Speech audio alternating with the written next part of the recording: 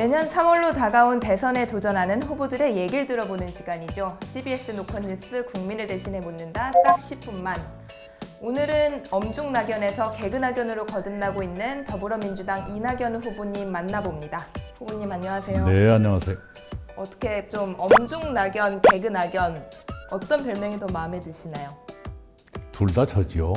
BTS 노래 가사도 있는 것처럼 그것도 나고 이것도 나고 그래요.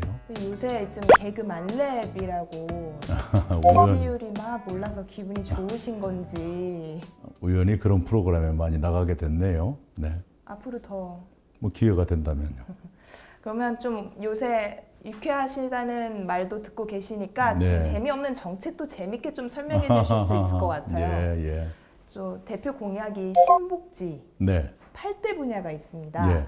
네, 이제 좀 너무 복잡하니까 아하. 가장 자신 있는 분야 하나만 짚어서 핵심적으로 설명해 주시죠. 가장 먼저 발표했던 것이 돌봄 국가 책임제이지요. 태어나서부터 세상을 떠날 때까지 국가가 돌봐드리자 하는 개념인데요.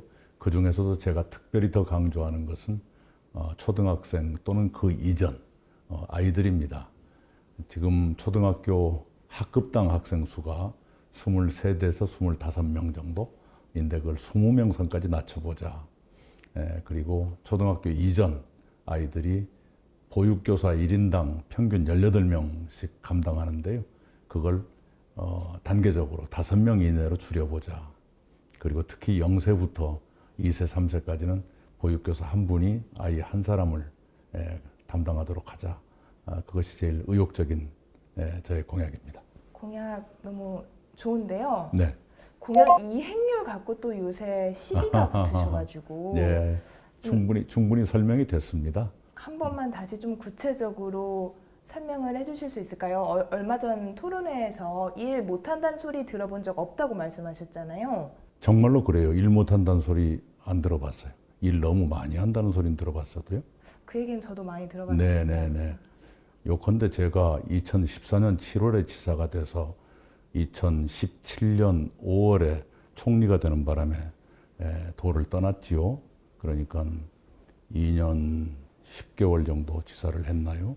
그거 가지고 따진다는 것은 좀 그렇죠. 그리고 제가 말씀드렸던 것은 2015년까지 하기로 했던 일 중에 얼마나 했느냐를 제가 말씀드린 거고 그건 사실입니다. 그걸 가지고 자꾸 하는 것은 좀 그렇고요. 공약이라는 것은 어떤 공약은 좀 시간이 걸리는 것이 있고 어떤 것은 그렇지 않는 것도 있죠. 공약을 할 때 대체로 언제까지 하겠다는 공약을 하지요. 네, 뭐 그렇습니다. 그거 가지고 티격태격 하는 것 자체가 좀 부끄럽네요.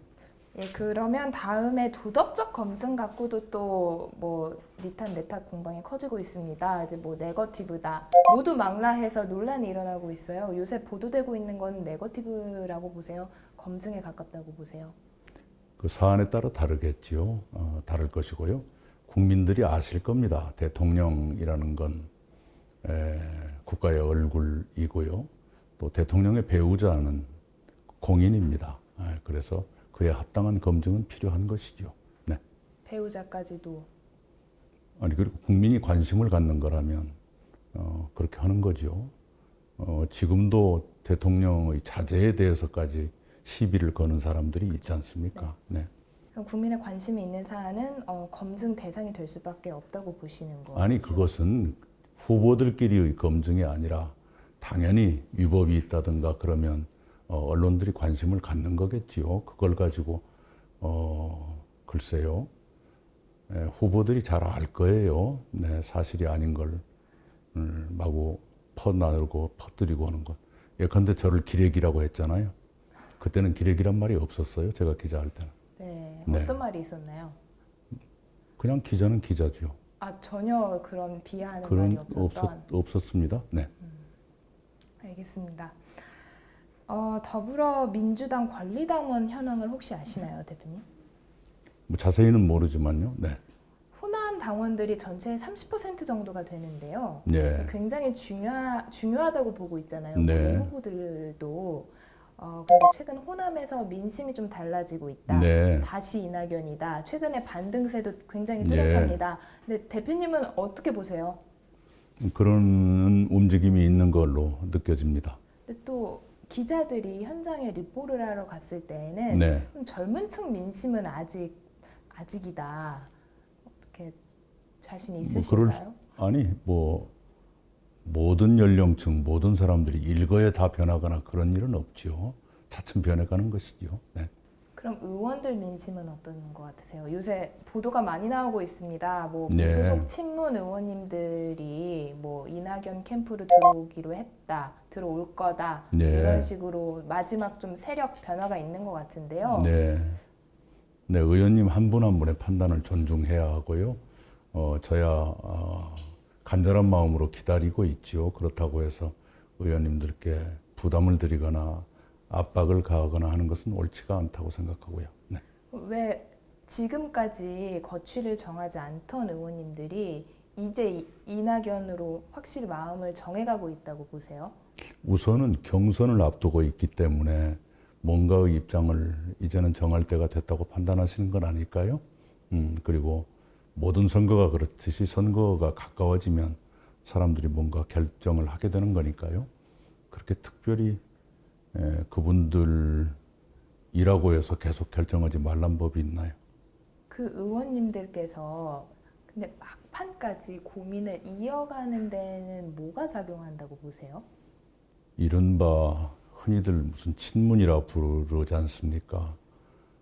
더 신중해질 수밖에 없었겠죠. 그렇지 않겠습니까?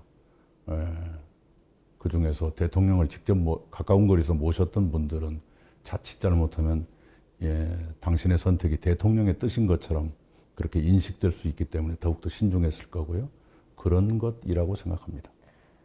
저희는 그렇게 좀 해석을 하고 있잖아요. 네. 언론에서는 그분들의 움직임을 문심이 반영된 결과라고 보는데 이재명 지사 쪽에서는 문심 왜곡이라고 좀 비판도 하고 있고. 그런 얘기가 아니라 그렇게 인식될 수가 있기 때문에 더 신중하셨을 것이다 라는 것이죠. 네. 알겠습니다. 그러니까 저희가 그렇게 해석하면 안 되는 걸까요? 그거야 언론의 몫이니까요. 네, 그건 뭐. 민주당 전통적 지지 세력이 있습니다. 40대와 여성이라고 보여지는데요. 최근에 여성들의 압도적 지지로 대표님이 반등에 성공하셨다. 이렇게 분석이 나옵니다. 근데 40대는 아직 좀 주춤하고 있거든요. 이유는 뭐라고 생각하고? 아까도 말씀드린 것처럼 모든 연령층, 모든 성별이 일거에 동시에 변화 그런 일은 없습니다. 앞서거니 뒤서거니 변화하는 것이죠. 그리고 40대는 삶의 무게가 매우 높은 사람들이죠. 부모님도 모셔야 되고 자식에게 들어가는 돈이나 마음 씀이나 이런 것이 갑자기 급증하는 그 연령대 아닙니까? 그래서 또 그 연령대 특유의 요구가 있겠지요. 네, 그렇게 보고요. 여성들의 경우는 또 여성들 나름으로 보는 안목이 있을 테고요. 네, 그런 거겠죠. 대표님, 마지막으로 네. 하시고 싶으신 말씀. 네, 우리 국민 여러분께서 이제 시간이 갈수록 점점 더 고민이 깊어지실 겁니다. 국내적으로 우리가 해결해야 할 많은 문제들이 있죠. 그런 문제들을 시행착오 없이 해결하는 데는 노련한 리더십이 필요할 것입니다. 품격과 신뢰를 갖는 그런 지도자가 필요하다고 생각합니다. 국민 여러분께서 그에 합당한 지도자가 누군지 이미 판단을 시작하셨으리라 봅니다만 저는 제가 가장 가까운 후보자다 이렇게 믿습니다. 많이 지지해 주시기 바랍니다. 지금까지 더불어민주당 이낙연 후보님이었습니다.